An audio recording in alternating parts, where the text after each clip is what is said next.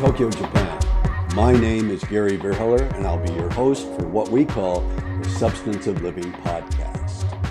Today, we'll look at what we call life's lessons. And I hope this will provide you with some insight, maybe even some inspiration to life's challenges.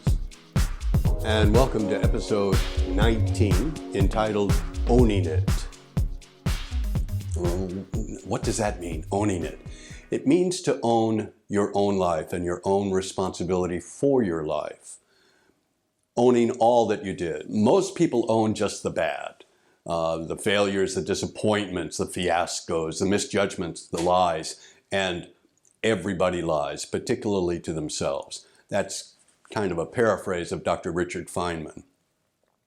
A lot of people also feel that they're victims and that they are in the position they are now because their mother didn't love them, their father didn't love them, they didn't get the support, they've got a bad boss, and they play the victim.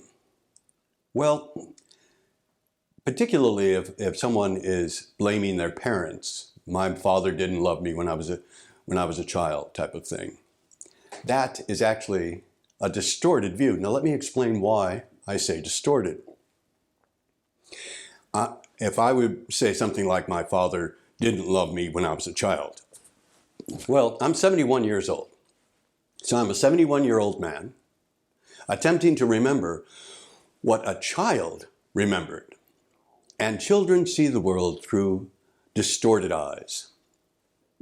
They are all about feelings. That's what they have, is feelings. And they're unable to connect to the world until they're about 12 years old.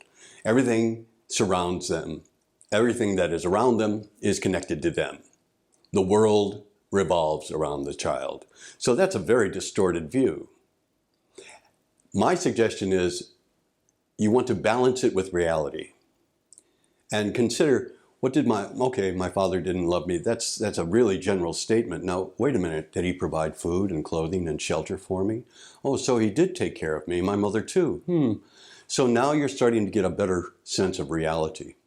And you have to let go blaming them for your life, because only you can take care of you.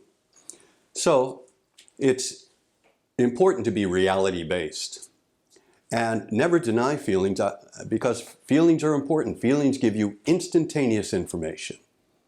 What I am suggesting is you accept the feelings and then ask yourself what needs to be done here, and then take action, particularly when you're letting go of the blame game.